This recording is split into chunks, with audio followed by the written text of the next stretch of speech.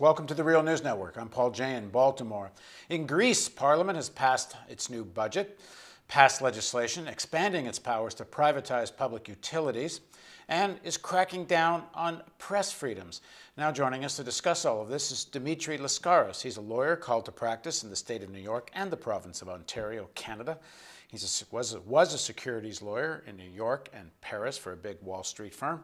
He's acted on behalf of the Republic of France in the privatization of state industries and advised the Bank of Greece and the German Development Bank in numerous cross-border securities offering, and just recently was named one of the 25 most influential lawyers in Canada by Canadian Lawyers Magazine. And he joins us from London, Ontario. Thanks for joining us again, Dimitri.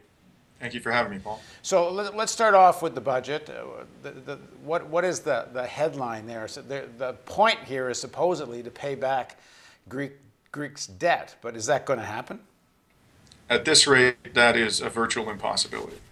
We just step back and look at how we got to the current budget. There was an election over the summer, as you'll recall, and tremendous hostility towards the austerity program that had been imposed upon the Greek people by the Troika, which is essentially the EU and the IMF. And in the lead up to the election, there was a great deal of concern in the EU and in the IMF that the left-wing anti-austerity parties were going to prevail. And they were very blunt in saying to the Greek people, the Troika, that if that happened, there would be no further economic assistance from the Troika. And so a coalition of parties eked out a narrow majority. The dominant party in that three-party coalition is the New Democracy Party, which is a center-right party led by somebody named Anthony Samaras, an American-educated former business person in Greece. And he, with his coalition partners, recently presented their budget for 2013. And typically these budgets are overly optimistic, but if you take it at face value, it paints a very grim picture of where austerity is leading. The debt to GDP ratio is currently 165%. This budget predicts that the debt to GDP ratio is going to soar to 190%. Certainly an unsustainable level, but what's even more remarkable is the trajectory is sharply upward. The contraction in the economy is now envisioned to be in 2013 4.5%, as opposed to an earlier prediction by this coalition of a 3.9% contraction. Even a 3.9% contraction would be considered a very severe recession in any economy. 4.5% coming out as it does in at the end of 6 years of severe contraction can only lead one to conclude that the current policies of the government are not going to generate growth anytime soon. Now, the IMF target was something like, what, 120% GDP ratio debt to GDP ratio?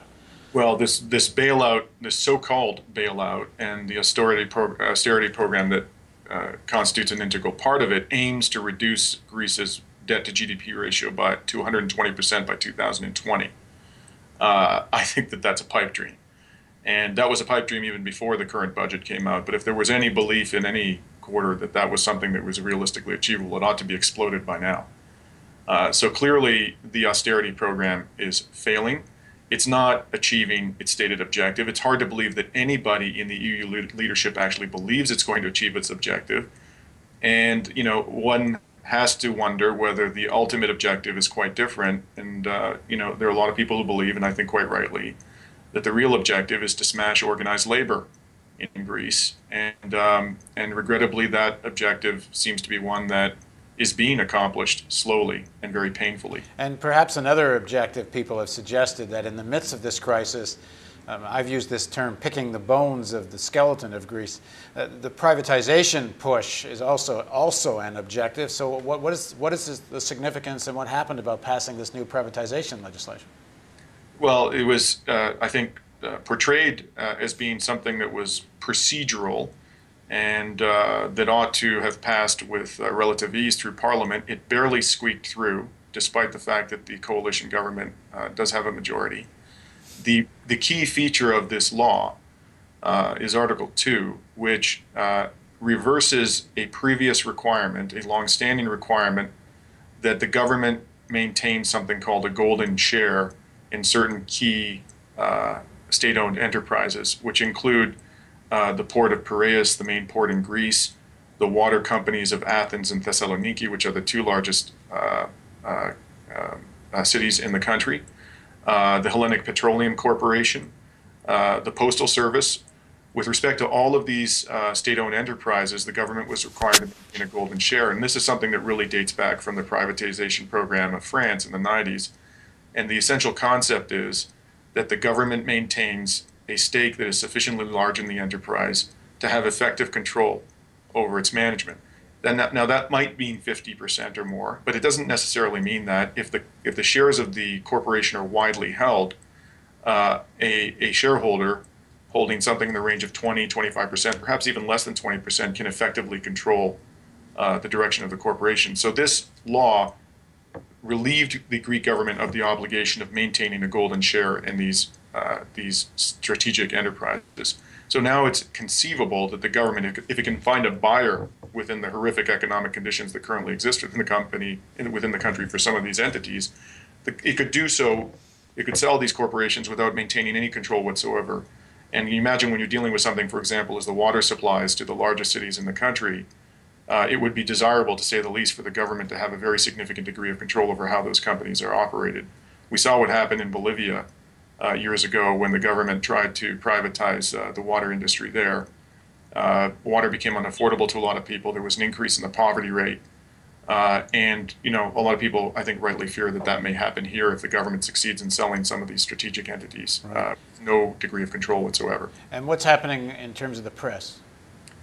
Well, this sordid tale dates back to 2010 when Christine Lagarde, who was then the finance minister of France, handed to the person who was then the finance minister of Greece a list of 2,000 wealthy Greeks who had Swiss bank accounts. And this list was mysteriously lost by the finance minister. It came to the attention of the public several months ago that the finance minister had been handed the list. At that point in time, Venizelos, who's the leader of the PASOK party and whose party had been in power at the time that the Lagarde list was handed over to the Greek government, produced a USB stick containing the 2,000 names.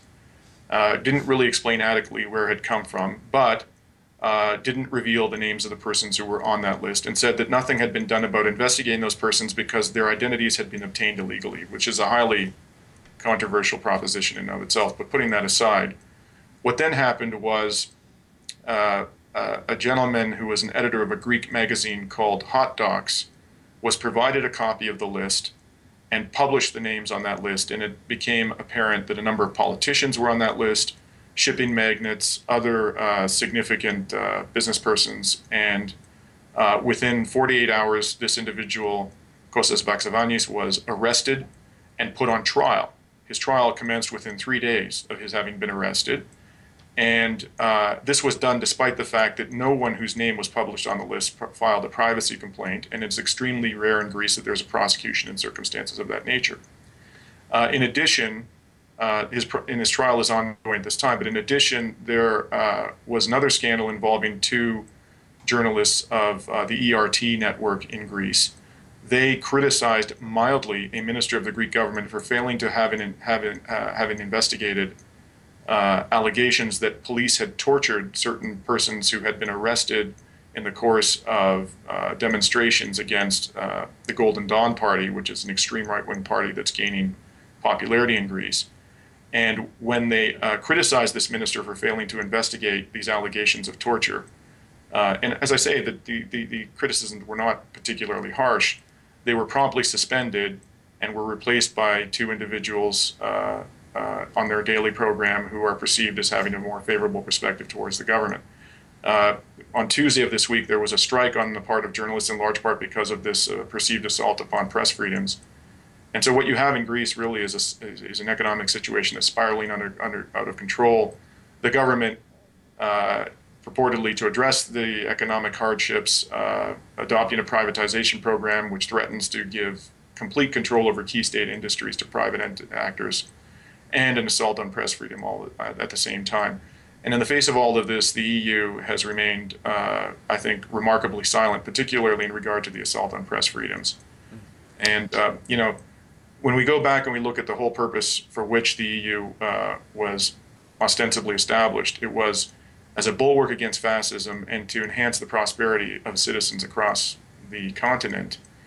Exactly the opposite is now currently happening. Fascism is on the rise, particularly in Greece. Democratic institutions are being eroded, and the periphery is being cast into depression-like conditions. And so the very basis upon which the EU and the euro in particular were sold to the European peoples has been completely undermined. Thanks for joining us, Dimitri. Thank you. And thank you for joining us on the Real News Network.